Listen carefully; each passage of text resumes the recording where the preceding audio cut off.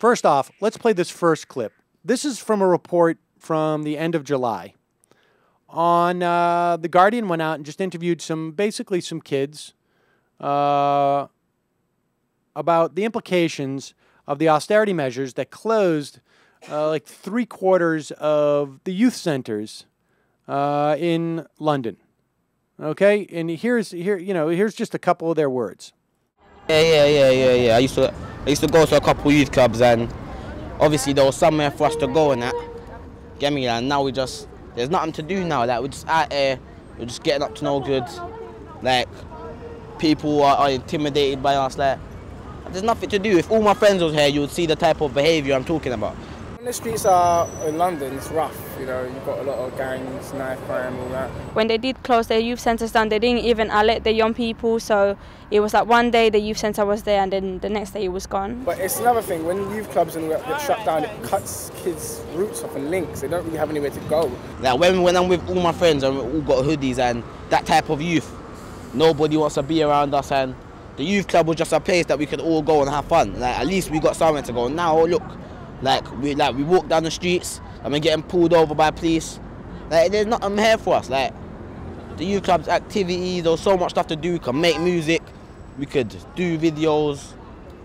You get me? All right, and that's just a small part of it. They go on to talk about how, like, there's a lot of stabbings. You heard that one kid talk about, he's a black kid, he was talking about how the cops pull him over all the time.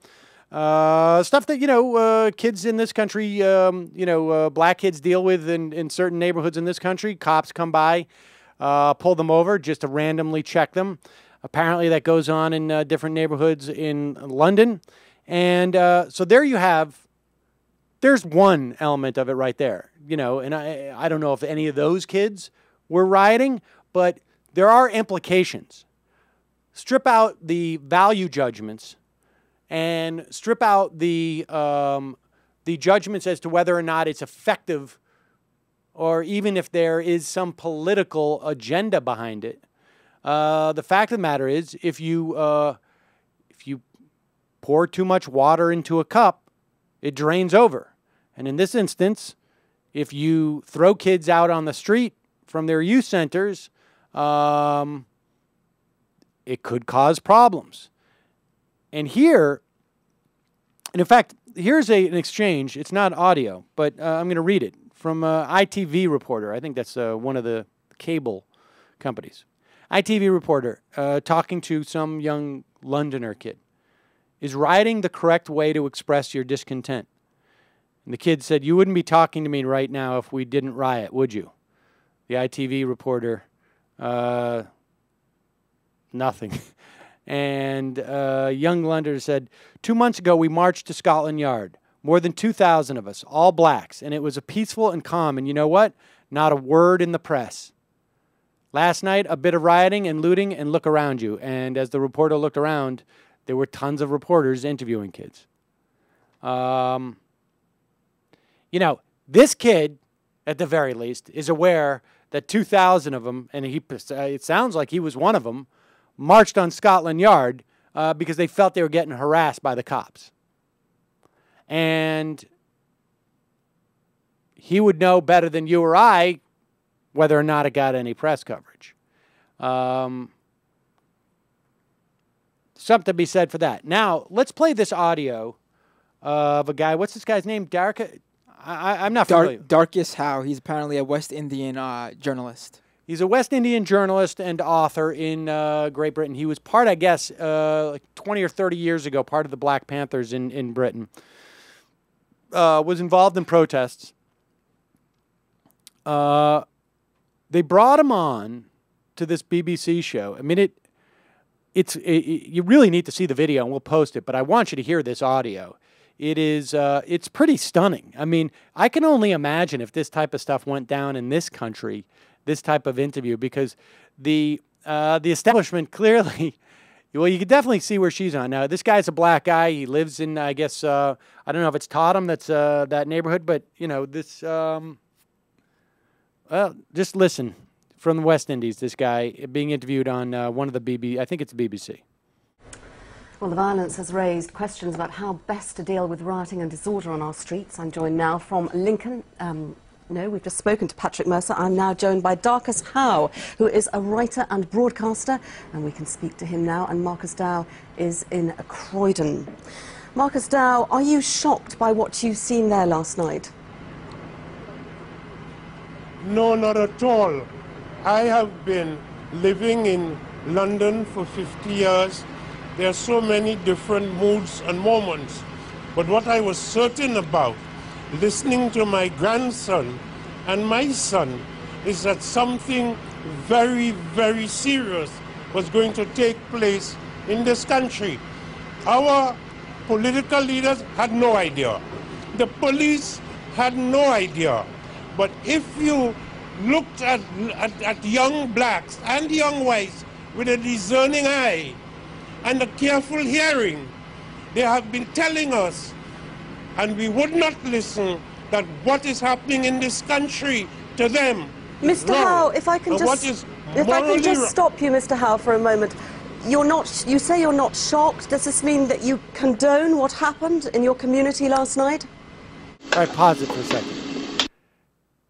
You see, that's the rub right there. Yeah, that's bullshit. That's bullshit. But that's the point, is that you can say that this is one thing leads to another, and that doesn't surprise me.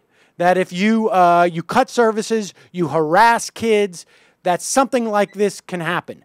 And the reason why you can say that is because throughout history, that's how it happens.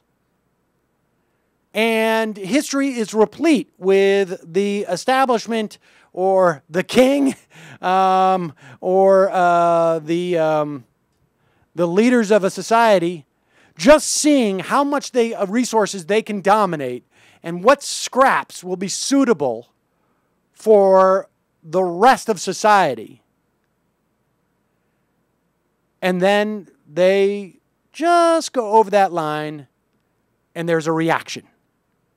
So to say I'm not shocked by it, I'm not surprised by it, well, that doesn't work from the establishment, because you need to be so surprised and so shocked by it because it's never it's not even a question of justified. There's never, it's almost impossible to imagine the underclass rising up and saying, we won't take this anymore. That's just beyond comprehension. But not for this guy who sees it on a daily basis, because he realizes these are human beings. And at one point, when you continually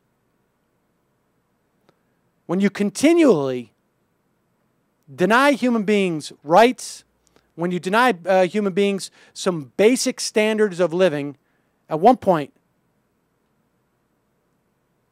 they say, F this. I condone, of course not. What I'm going to condone it for, what I'm concerned about more than anything else, there is a young man called Mark Duggan. He has parents, he has brothers, he has sisters, and few yards away from where he lives, a police officer blew his head off. Well, Mr. Howe, we have to. Let me finish. Mr. Howe, we have to wait for the official inquiry before we can say things like that. We don't know what happened to Mr. Duggan. We are going to wait for the police report on it. If I can take you on a little bit, you were talking about your grandson. You were talking about young people. You were talking about your grandson. You were talking. They have been stopping and searching young blacks for no reason at all. I have a grandson, he's an angel, and he began to think he was coming of age when the police slapped him up against the wall and searched him, and he thought he had now had a gold star. I asked him the other day, apropos of a sense that something was going seriously wrong in this country. I said, how many times have the police searched you? He said, Papa, I can't count.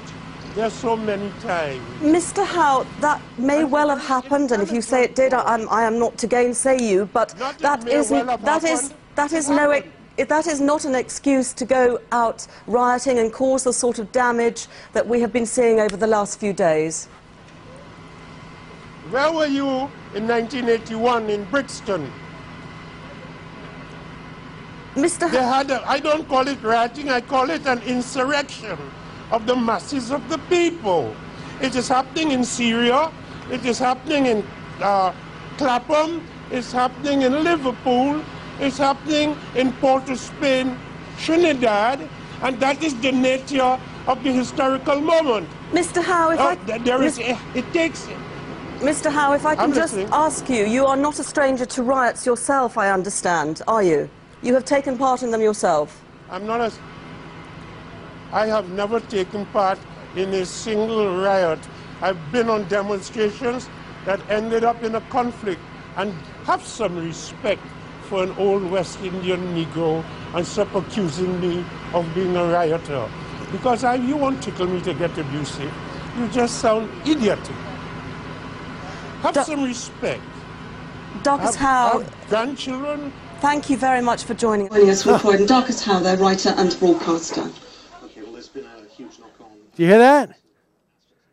If you say that your grandson has been stopped so many times that he told you he's been stopped so many times by the police that he can't even count, I'll give you the benefit of the doubt, even though I'm going to try and just imply that maybe that didn't happen. And then she realizes, like, oh, I'm looking like an ass. You were involved in riots, weren't you, sir? I mean, the only difference between that clip that took place in Britain and that type of exchange in this country, they wouldn't have let that guy on in the first place.